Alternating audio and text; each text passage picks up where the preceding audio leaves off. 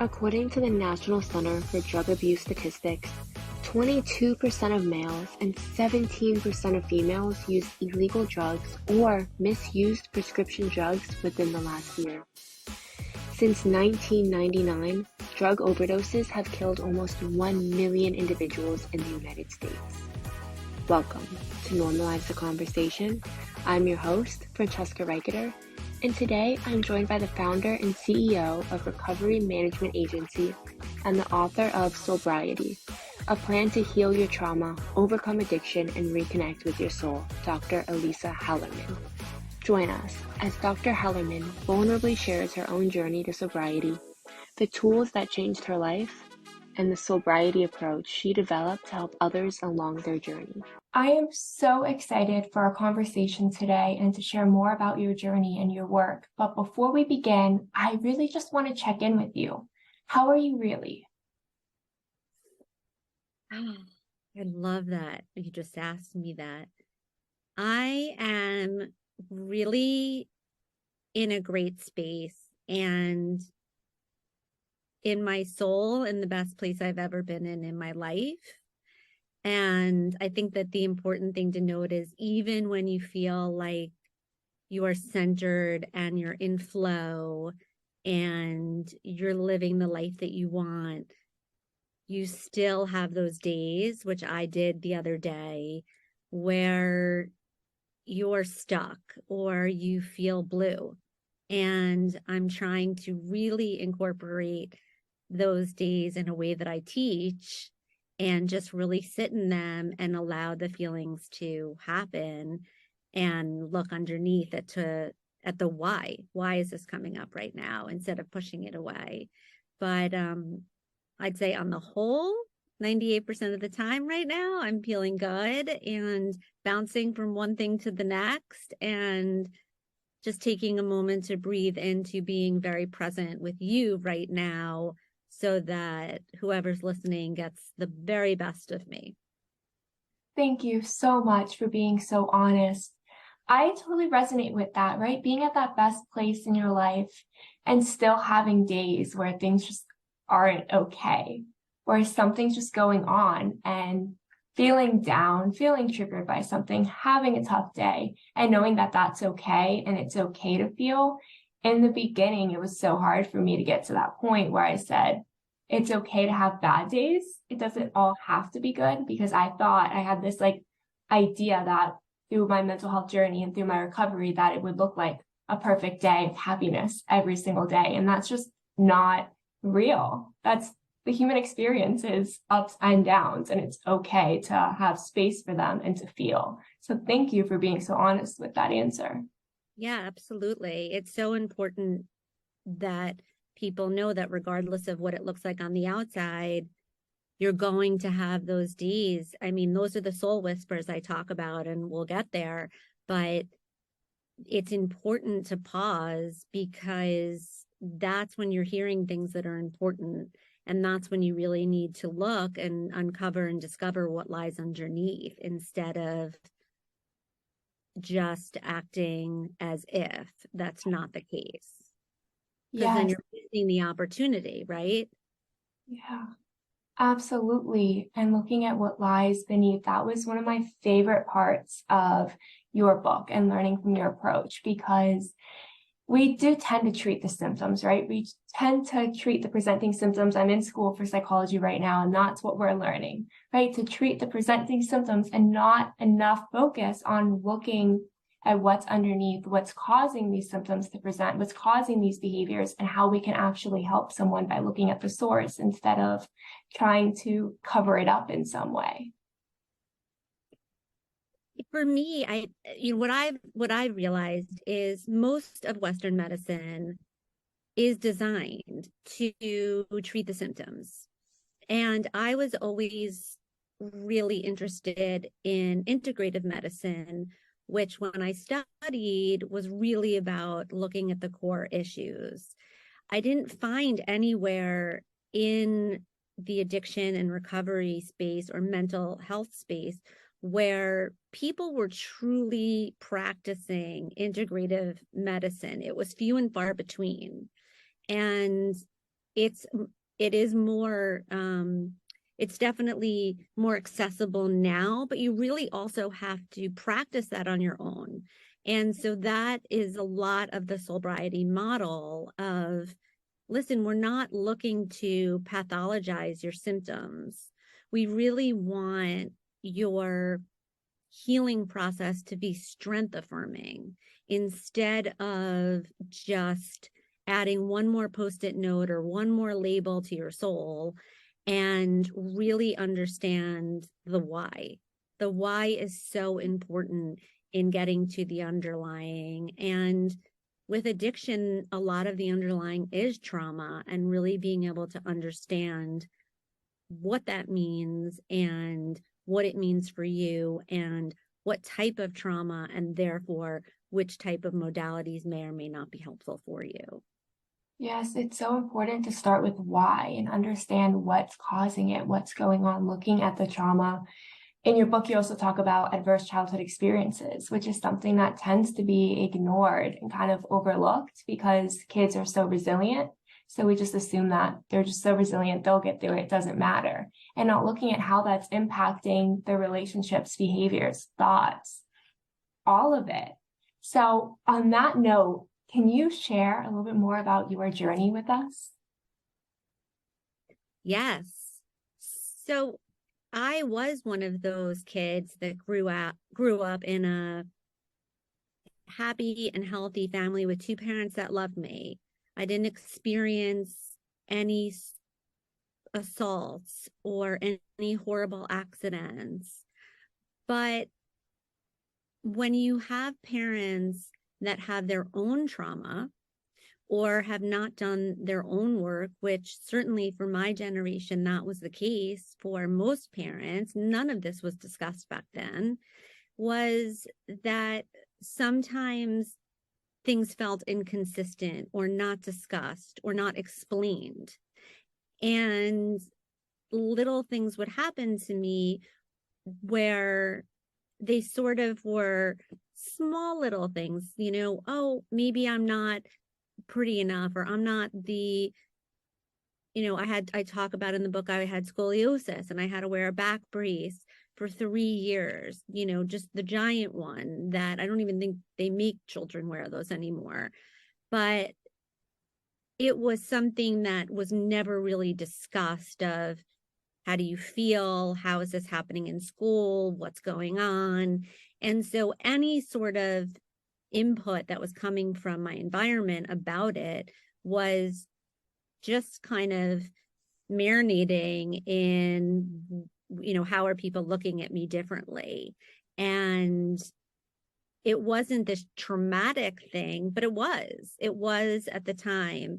And then when my mom started suffering from, symptoms of addiction, and we didn't really know what that was very scary. That was inconsistent. Going through a rupture with a parent or a caregiver at that age is something that really creates an attachment disorder, if you will. And when you're suffering from attachment issues, it's very hard to not project that something's wrong with you. For an adolescent or a young adult to understand this isn't about me is not the way our brains are wired at that age. So already you're walking in the world with a lot of these self-assumed narratives about yourself and being less than, or your inner critic, or you're not good enough, or any of these things. And so for me, by the time I was ready to go away to school, to college, and just kind of leave all of that behind, I was really excited and found alcohol as something that was just made me feel better instantly. From the first time I had a drink, I hated the taste of alcohol. I never liked it, but I loved being drunk. I didn't just like being buzzed. I only wanted to be drunk. I only wanted to be someone else that I became once I was intoxicated. And that person to me felt funnier and prettier and was able to have more energy and all of these things and was very dramatic. But after years and years of that, she became manipulative and sad and dark and really disconnected from who she was, and others. And it really wasn't until after law school that I moved back to New York City and was practicing law, and then decided to move to Los Angeles. And then something really acute trauma happened when I lost my friend to suicide. And I didn't get any help. No one sent me to see a therapist or a psychiatrist. No one talked about trauma. There was nothing. And trauma couples on top of each other. So having something like that happen with the things that were already underlying was really the straw that broke the camel's back. You know, I want to be really clear. Trauma is subjective to the individual. Two people can experience the same exact car accident, for instance. And in fact, there was a study done in Canada with one of the biggest freeway accidents with multiple tragedies. And a couple was, they did all the neuroimaging. And what they found was that the reason they acted so different right when the accident happened in the car, when one was able to flee and one was frozen, and then subsequently how one was able to recover because they had an internal resilience that the other spouse did not have because of their other underlying trauma. So it's really important to know about the individual and where there are other ruptures that have taken place in their life. And that led me to drugs and another 8 years of drug use while I was working in the entertainment industry until I got sober in 2002, 20 plus years ago.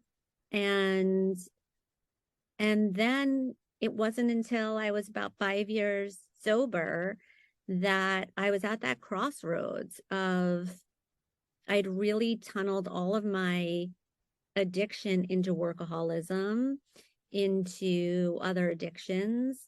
And even though I wasn't using drugs or alcohol, I hadn't really looked at what lied underneath.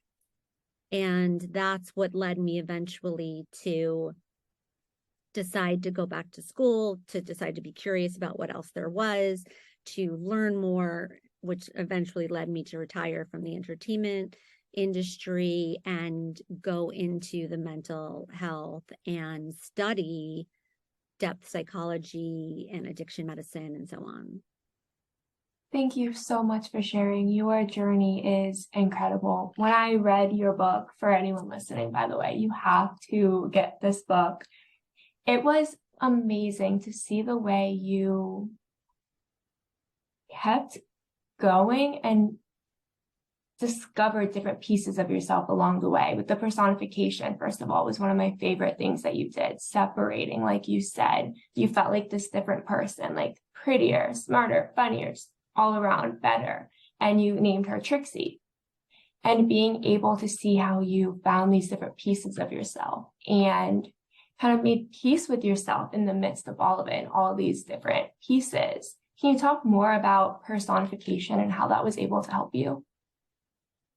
Yeah, so personification comes from archetypal psychology. And archetypal psychology is rooted around the discovery of the soul. And essentially and that's James Hillman founded that. And essentially it's about looking at these parts of ourselves, which at the end of the day are archetypes. And there's a lot of different therapies that work with archetypes and parts work. IFS is a great one that really looks at a internal family system, which is using archetypes like the inner critic and the firefighter and all of these things that people can relate to. And personification is different because it takes that sort of two-dimensional archetype, if you will, and makes it into your own unique other persona, and allows you to then have dialogue with that persona, and also to be able to continue to learn and grow from that persona. That in-depth psychology, there's a belief in the unconscious, and the unconscious is made up of two things: the personal unconscious, which is where anything that didn't make it into our conscious awareness is stored, but also where our complexes lie. My addiction was a complex of mine, right? Then there's the collective unconscious, which is where the home of the archetypes are, which is why across cultures and religions, people can resonate with archetypes. It's why, and Joseph Campbell talks about it in his book, The Hero's Journey, and sort of, one of the great mythologists of our time went and looked at all the great myths and was able to say there's a hero's journey that goes throughout each and every one of them. So much so that then Hollywood came calling and said, well, we need to put these in the characters of our movies. And George Lucas was the first one to sort of work with him in Star Wars, which obviously went on to be one of the biggest movies of all time, and creating the characters because they were archetypal. So that's what personification is. I was able to take my disease and I named her Trixie very early on in my recovery. And I knew she was separate and distinct from Elisa. What I didn't know how to do was really engage with her in a positive way and also learn from her and allow her to grow and mature. And then, of course, meet other personas, which I talk about in the book, along the way. And that connection to the inner world, or as we call it in depth psychology, the imaginal, because when we talk about imagination or the inner world, like, I'll just back up for a second. When people would say to me in the early days of my recovery, you just need to do the inner work, I was like, well, how do you get in to do the inner work? Like, where's the door? Where's the instructions? What does that mean? Like, I could not visualize the inner work. I was like, the organs, like, what inner work? And learning about the imaginal, which is coined from Henry Corbin, the great philosopher, he was like, listen, imagination feels childlike. It feels make-believe. And it is. And it's our creativity, but we need a word for the world that exists within, and that is the world of the imaginal. And so for me, a very visual and creative person, all of depth psychology spoke to me on such a deep level. And exactly what you're saying is, I found that a lot of different modalities were very systems oriented and symptom, which is amazing. I'm not suggesting Soulbriety is the one and only way. In fact, for me, it's been the through line. I've used many, many, many, many different modalities on myself and on my clients, but it's also having this agency over my inner world and understanding what that looks like. You brought up such a great point with the inner work, and that's something people say, like you said, all the time. Just do the inner work, figure it out, heal your inner child. But no one ever has explained it, really. I've never heard someone explain what to do, how to do it. It's like, oh, just do it. That's great. I know my core wound and I know how to fix it all by myself. Thank you for telling me to do that. It's so hard when we don't give people the tools, the information, when there's not a conversation about how we can actually identify these different trauma experiences. I mean, like you said, looking back at it, it could have been so easy to say, oh, I didn't have these adverse childhood experiences because I had parents who were together, because I didn't go through assault. But there are so many other things. There was a study or article I read this morning from the Washington Post about adolescence, and it goes through a bunch of different adolescent stories. Individuals who were assaulted, individuals who were struggling with body image, who were just struggling with feeling like they weren't good enough, and how all these different experiences related and turned into very similar kind of presenting symptomology, where they were struggling with feelings of depression, where they were turning to drugs or alcohol, where they were self-injuring or having thoughts of suicide. And yet we see all this evidence, we see all this information constantly, and we're not looking at all these different experiences that kids are having and giving them the tools, or giving adults the tools. We are going straight to, well, kind of figure it out. Or, I mean, like you said, I as a psychology student, I love all of it. I love learning all the different modalities. Just took theories. So fun. So great. But it's so important that we look beyond just treating the symptoms, and we give people the tools to actually look at themselves and identify what's hurting them, what they're going through, what's triggering these feelings, these thoughts, these behaviors, instead of just assuming that the same thing's going to work for everyone. Exactly. I mean, part of what I do, what I learned, was to be curious about everything. And I think, and the reason that I started Recovery Management Agency was because there is so much available. There are so many different modalities. There are so many different practitioners. There are so many different types of licensures. And it's impossible for the average person to know the difference. And most people are not, they're very specific into one modality.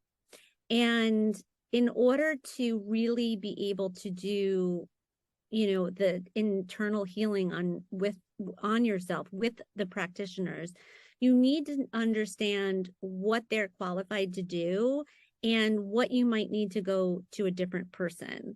And so it's important to know what's out there. And with trauma, there's very specific modalities, but some are better for acute trauma, some are better for chronic trauma, some are better for trauma that occurs as an adolescent, as an attachment disorder. It depends on the age and the environment in which the trauma happened.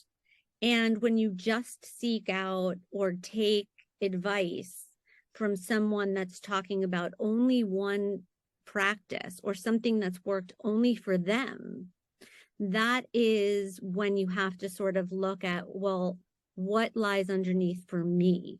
What's going to be most appropriate for me? Trauma is not something that we should be sort of therapizing, over coffee. It is something that we can really do damage to people if we're not going in the right way.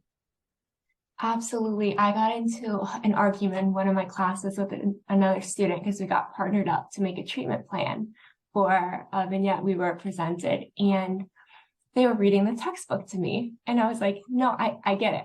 I totally get the textbook. I agree that these is very great protocol. We're not looking at the person though. We are not looking at the person or their experiences or what they've gone through, their environment. We are not looking at the person. We are reading a textbook and assuming it's going to work the same for everyone. A full fight. I've never fought so hard with anyone in my life. It was terrible. I felt so bad for the kid. I was yelling. But it's so important that we have these conversations. I hope when I become a therapist that I am taking an approach like this. You really, really inspire me because it's so important. We need to be looking at the full person. We need to be looking at what happened when it happened and not just making that textbook assumption. Textbooks are great. So much research has happened. I mean, the DSM is really great because it does put a lot of information together, but it's very much puts people into boxes, and we have to understand that not everybody's the same, and that's okay. It's okay to take an approach that looks at the person and not just checks a bunch of boxes. You're going to be such a good therapist, and call me when you're done because you're tired, and I'm excited for you. But right, that goes back to to integrative medicine, and to be able to look at the whole person and their complexities, and where they are at this phase in their journey is not going to be where they are in 6 months or in a year. So it's all relevant. The assessments that we do when clients come in are, I call them behind their backs because they're not ready to hear the word soul, but they're soul assessments where I'm learning the story of their life. And I'm not looking for the same things that a psychiatrist or a medical doctor would be looking for in an assessment. I'm looking for their strengths. I'm looking for ways in to their inner world. And I'm looking for how they learn, how they process, how they understand what lights them up, as well as the ruptures along the way. It is so, so important that we do that. I really want to go back into your journey though, because you said, you talked about how it took a while from when you identified kind of the addiction, you identified Trixie, and then you actually were able to have these conversations with her and understand her and be able to work. When was that turning point where you realized that you needed to start connecting and healing from the inside? So when I got to grad school, I started learning about archetypal psychology, and I read this one book by James Hillman called Revisioning Psychology, which I highly recommend for you. You would love it. And he talks all about personification. And it dawned on me, it just all clicked, right? You know how everything just clicks. I was like, oh my God, I already named her. She's Trixie. And it's interesting because trickster, right, is an archetype. And I just named her Trixie and didn't even connect the dots, obviously, because I didn't know anything about anything archetypal psychology. And then I wanted to start to work with her. And there's a great exercise that I use and that I use with my clients where you can take this is the first time I'm sharing this on a podcast, so this is a good nugget. So you have a mirror in front of you, and then you take also a piece of tracing paper and piece of drawing paper, and you look at your face and you draw basically your self-portrait. Now, most of us are not artists, and the self-portrait is going to look a little bit like, we had one eye closed, that we were doing it with our toes, that, it's a little Picasso-y, right? But we look at that. And when we start with the intention of like, who needs to appear, right? And so we start with that intention. We draw our face, we take our face off, and we look at it, and we really either, if it were called, we start coloring it any colors we want. We start to see it. If it's not coming to us in that moment, we just sort of leave it. Like sometimes I'll just leave it on the side table, or I'll leave it on the kitchen table, and I'll keep going back to it. And slowly that will start to become its own persona. Sometimes there was an example one time. So I did Trixie, and that's when I started to learn more about her.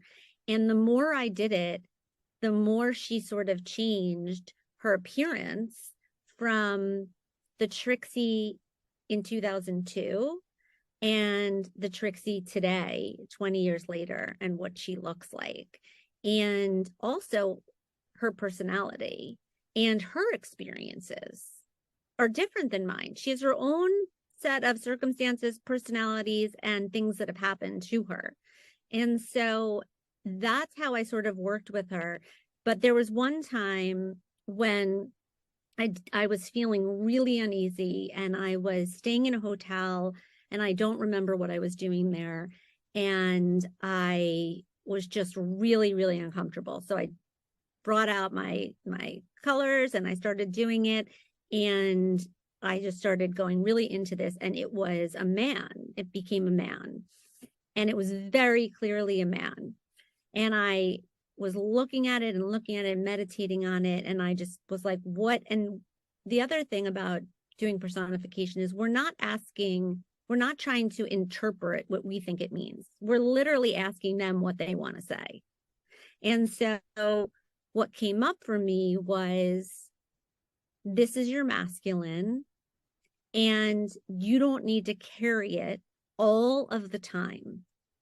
You know, people want to see that more feminine side of you. Coming from Hollywood, I had a very masculine side that I slowly had to shed and use appropriately, but also be able to be vulnerable and myself. So that day was really me being able to shed a piece of the masculine that wasn't serving me anymore. And I left it in the hotel room. That is incredible to see. I mean, when you first started explaining it, I was like, interesting. But to see how you can really kind of bring it out and give yourself a chance to listen to yourself, or listen to that piece of yourself and give them a voice, give them a space to exist and not just feel shame by them. I know if I look back at certain pieces of my journey, there's definitely aspects of me that took so long to not just feel shame from, and instead give them that piece of me, that piece that felt so broken and alone and weren't making the right choices, a space to exist and understand why, and have compassion and let it go, instead of keeping it as a piece of shame and like a hidden secret that I had to hold for so long. And that's not something that I've ever heard talked about in the way that you did. That was really interesting. Yeah. I mean, I did not found personification. I've made it my own. But big thanks to James Hillman, who was one of the premier depth psychologists who really looked outside the box, who came up with other ways of looking at the inner world and coming at it from a very creative place.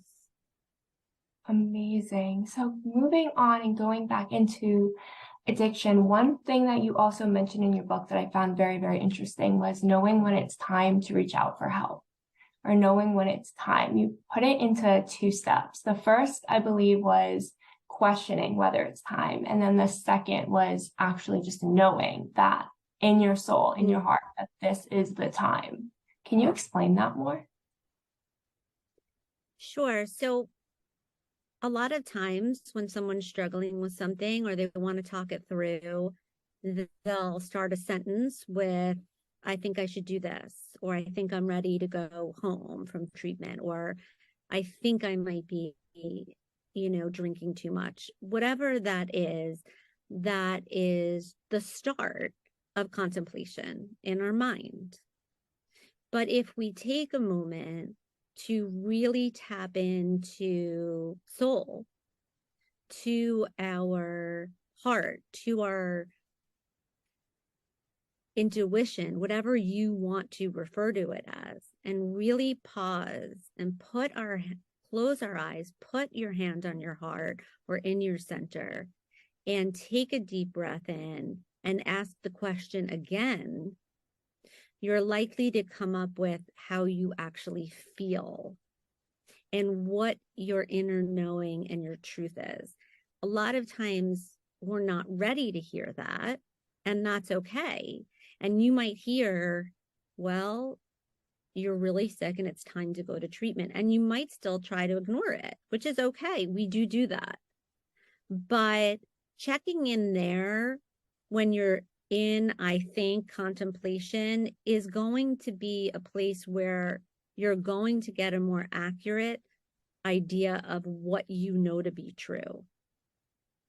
Yes, absolutely. I know for me, bringing it back with my own journey, my own treatment and recovery, looking at how many times I was like, well, I think I need to go to therapy. I think I need help. I think I need this. Everyone's saying I need this, but not being at a place where I actually believe it. So not really following through with it, right? Or like being there, but not being present, and then telling myself, well, see, it doesn't work.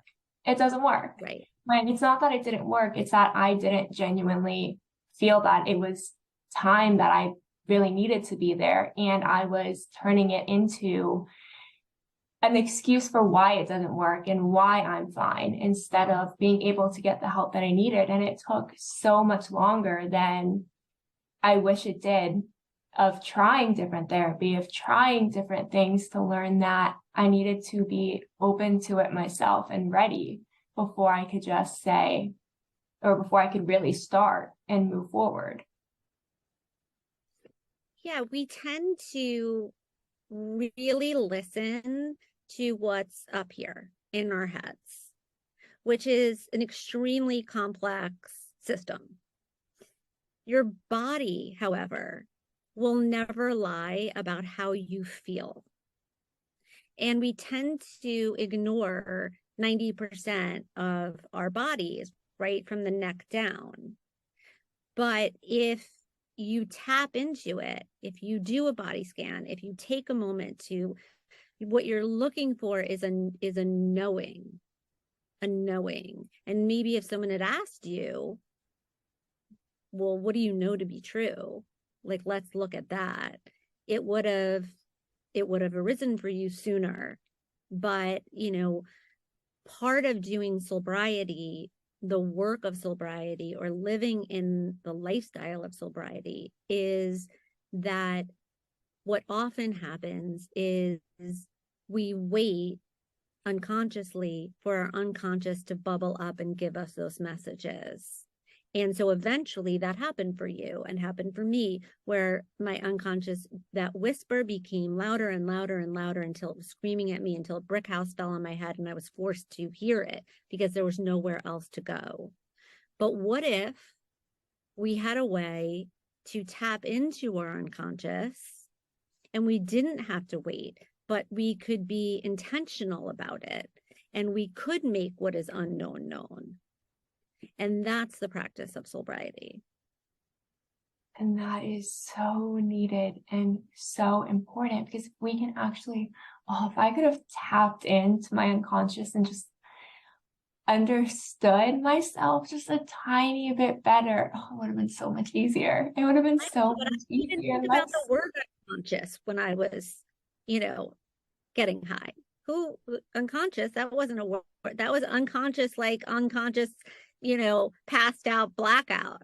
That's how unconscious resonated with me back then. You don't know till you know. So I'm just trying to get language out there that people haven't really heard, and being able to write. I mean, Brene Brown, right, one of the geniuses of our time, especially her last book really resonated with me because she talks so much about words and language.